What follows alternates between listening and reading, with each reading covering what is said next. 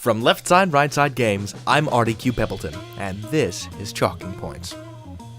We've got two questions from Catherine this week. She, like many of us, had been listening to that Pharrell song on repeat. No, not that one. Or that one. That one. Guy is everywhere right now. Anyway, Catherine wanted to know the origin of the word happy. She had another question too, but we'll get to that in a hot minute. Keep your pants on.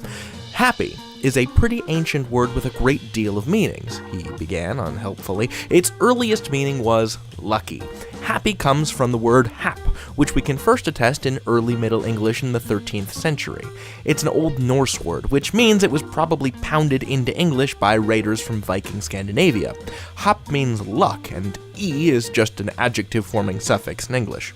You might think that this word had died out, this hap, but you end up finding it everywhere in English. Perhaps you've heard the word hapless, or happening. Perhaps hapless and happen all contain that hap particle, which originally meant chance or luck, right? So perhaps, that's the Latin preposition per, meaning through or by, attached there, means by chance, or maybe.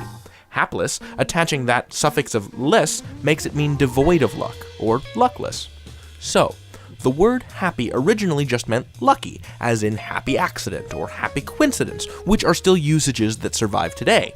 But the main sense we use it in today usually falls into this other sense of deep satisfaction or pleasure, as we can see in William Blake's poem from Songs of Innocence in 1789, Infant Joy. I quote in part, "I have no name, I am but 2 days old. What shall I call thee? I happy am, joy is my name.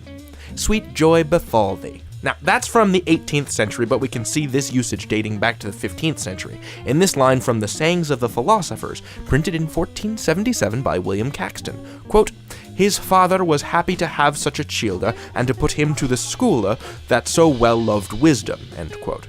To sum up, happy comes from hap, which is an Old Norse word meaning chance or luck, which reached England because the Vikings loved to beat up on England in the 9th century.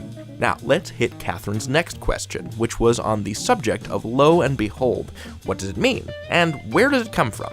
Lo and behold is a way of saying there it is, or look. It's a way of heralding something, and it's pretty much always used in a jocular or deliberately ironic, fake, old-fashioned way. Now, in Old English, there was an interjection, la, or lo, that should say for emphasis, like there, or indeed. We can see it in the Old English poem Beowulf, which was written sometime between the 8th and 11th centuries.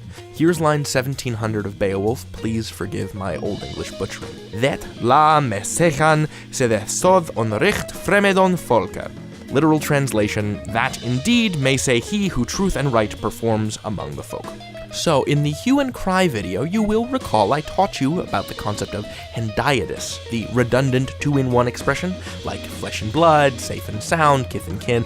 Well, fast forward 500 years to 1481, and we find our buddy William Caxton again, printing the following in a work called The Mirror of the World. I paraphrase here when I quote, "Many not wise clerks that have the precious books richly limned, storied, and well adoobed, that do nothing but look and behold them without forth."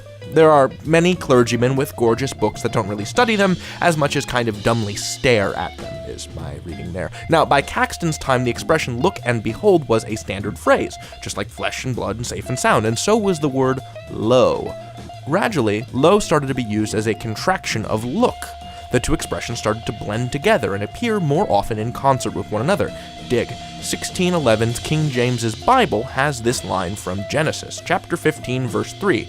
Quote, "And Abram said, Behold, to me thou hast given no seed, and lo, one born in my house is mine heir." We've got behold and lo in proximity, but it's not for another 200 years that we first see lo and behold as a unified phrase in actual written text. We find it in an 1808 letter from a woman named Sarah Spencer, Lady Littleton. Quote, "Hardington had just told us how hard he had worked all the morning when, lo and behold, Mr. Deschamps himself appeared." So, for the TLWRLJN, the too long wasn't really listening just now portion of you, that means that 1. Once upon a time, there was an Old English interjection, lo, which was an emphasizing interjection like indeed or there.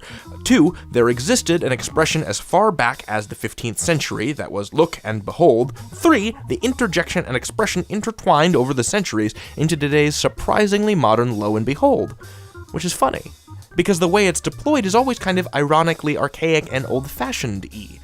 But that's how language works sometimes. Lo wasn't used ironically, and look and behold wasn't either, but by the early 19th century, people started to use lo and behold as a deliberately overblown piece of puffery, like la-dee-da, look at this guy showing up late for breakfast. Anyway, bit of a doozy this one. Catherine, thank you for your questions. Until next time, laugh, learn, light up your language. I'm Artie Q. Peppleton, and I'll see you around. And if you haven't had enough of that happy song yet, click here to see a very talented trombonist play it using a loop machine and a trombone. Or click here to see the world's cutest children's choir singing the same song. Alright, I'll see you guys around.